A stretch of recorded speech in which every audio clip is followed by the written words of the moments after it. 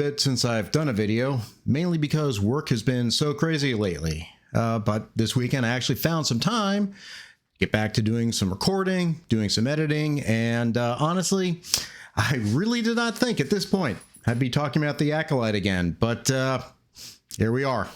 Not again. So just to recap, in case for some reason you've forgotten, The Acolyte was a Disney Plus Star Wars series that was created by Harvey Weinstein's former personal assistant, Leslie Headland. Now, the show took place 100 years before The Phantom Menace in the time period known as the High Republic, and according to Headland, it was going to focus on Star Wars from the point of view of the bad guys. I'm really interested in Star Wars from the perspective of the bad guys. Jedi become the antagonists. Not the bad guys, but they become the bad guys to the bad guys. It starred Amandla Stenberg as in a dual role as twin sisters May and Osha, sort of opposite sides of the coin, a good sister and an evil sister. From the trailers, it kind of seemed like we were going to be getting some sort of murder mystery. Someone was killing Jedi, we just didn't know who. But that's not what we got at all. Rather, what we got was the destruction of Star Wars canon, as evidenced by the existence of this guy who wasn't supposed to be born yet, Ki-Adi-Mundi.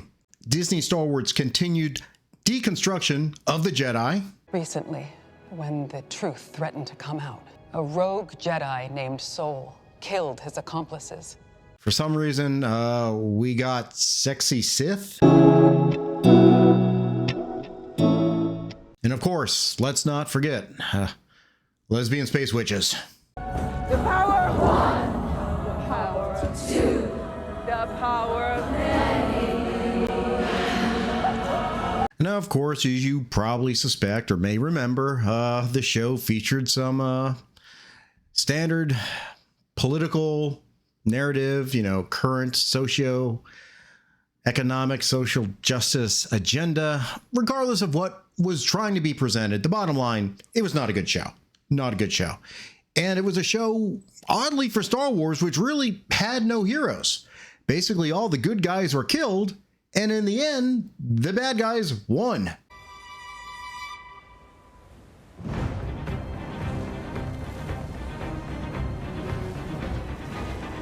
Now, Leslie Headland had previously said she had a plan for several seasons of this show, and the ending clearly was a setup for season 2. But that was not meant to be at all. Yes, The Acolyte was canceled. Not just not renewed, but definitively canceled. Now, a lot of us have noticed, and many people have commented, this appears to be very intentional language used by Disney to make certain that no one would think there would be any chance that it would come back. That doesn't mean that people didn't want it to come back. In fact, very recently, Manny Jacinto, who played Khmer, aka the Stranger, aka Sexy Sith, in the show, spoke about, his life goals. Something else that you want to make sure you do before you leave this mortal coil. Season 2 of The Acolyte? Yeah, you may want to try to expand just beyond that, Manny. Also, there is an online petition to renew The Acolyte. Now, writing campaigns are nothing new. Star Trek is famously known for receiving a 3rd season following a writing campaign. But that involved actual letters, not just clicking on a website. Of course, the question we should all be asking is, how could this show have been canceled?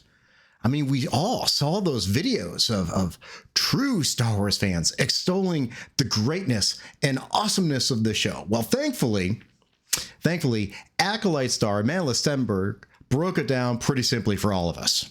I would say hyper-conservative, bigotry, and vitriol, prejudiced, hatred, and hateful language towards us. Yep, that's right. Racist, homophobic trolls were the reason why The Acolyte got canceled. They spewed so much hate and venom that the true Star Wars fans were driven away from watching this fantastic show. Well, that's their narrative, of course, was expected to believe, but you kind of wonder who was really responsible? Who were the architects behind the cancellation of The Acolyte? Well, last week we found out. And now we come to the architect of this tragic affair. First and foremost, we have Gary Beekler, aka Nerdrotic, Grifter Supreme, Jeremy Griggs of Geeks and Gamers, who probably right now is starting up another channel, and Ryan Kinnell of RK Outpost. Okay, just to be clear, the only reason why I was at that meetup is because I was told there were free tacos and drinks there. I mean, come on, free tacos and drinks? Right. So now that the true culprits of the cancellation were known, it's time for the true fans to strike back. News team, assemble! Last week, there was a call for the demonetization of the YouTube channels of Nerdrotic, Geeks and Gamers, and RK Outpost. Not a ban of their channels because, you know, free speech and all. We can't ban free speech. That'd be bad. What are we going to do instead? Well, let's just deprive them entirely of their livelihood. Yeah, I know. Sounds a little extreme. I'm really not certain who started this, but I think it may have first showed up on Rewriting Ripley's Twitter page. Unsurprisingly, some of Star Wars' best true fans, of course, meaning Shills, joined this completely grassroots campaign because of their love for the Acolyte. Now, who were these people? Well, let's take a look at this photo here. You see, when they were invited to meet Dave Filoni, Leslie Headland, and get to have an advanced viewing of the Acolyte. Now, just to be clear, I did use the term shills, and despite what you may have heard, these people are totally not Disney shills. Not at all, because they will tell you they don't get paid by Disney. Apparently, though, they don't realize that payment isn't just in the form of money. Sometimes it's through favors, sometimes it's through access, or maybe really, really nice swag bags. Now, some of the people in this photo I don't actually recognize, but there are a few that I do. And I'm going to point out the three just on Dave Filoni's left side. First, we have this guy, Cal Katarn. Yeah, he makes some great videos where he's always shocked with his other buddy, I forget his name, on their channel. And then we got that couple standing next to him. That is, together, that couple makes up Star Wars Explained.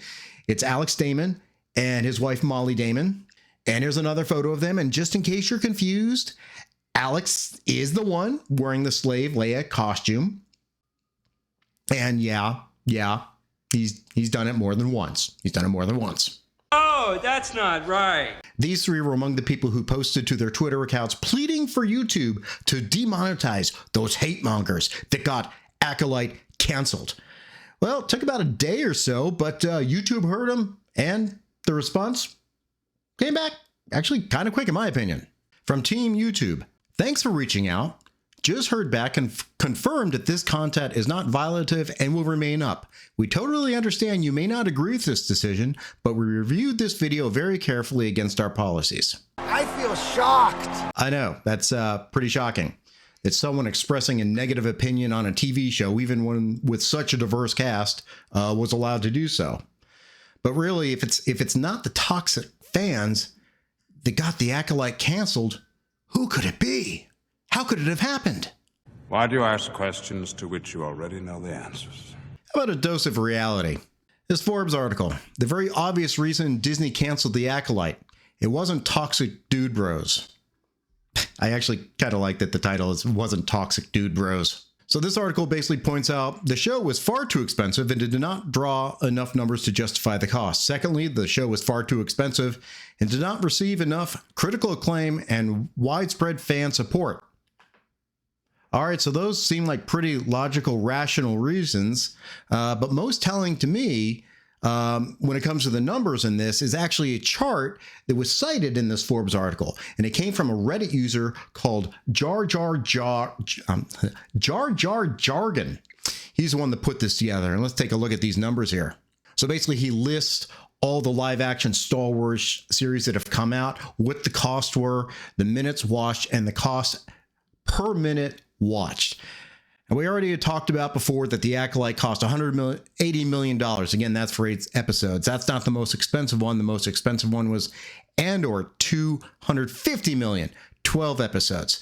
This kind of works out actually about the same, about $20 $20 million, a little over $20 million an episode, but it's the watch times that are most significant to point out here. First off, both Andor and Acolyte had the lowest average views per episode. The cost per minute watched for Andor is 0.054 cents.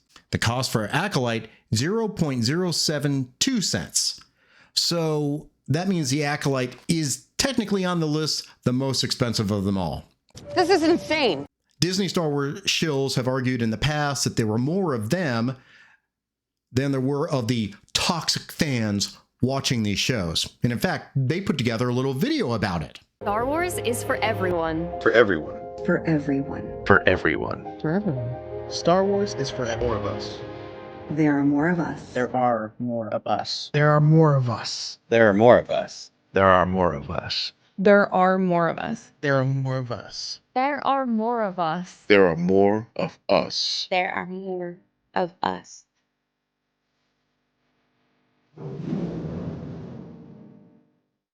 If that were true, the true fans would have been watching the show in droves regardless of what the haters said.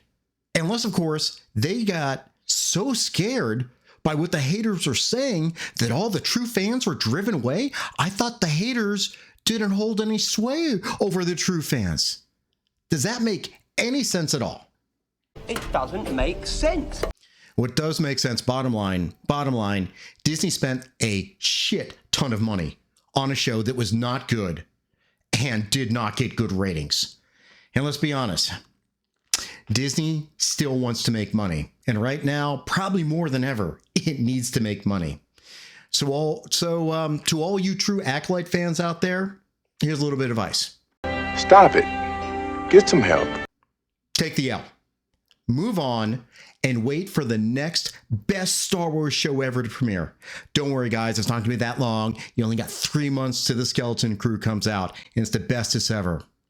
Questions, comments, witticisms down below. Click all the good buttons. See you guys next time.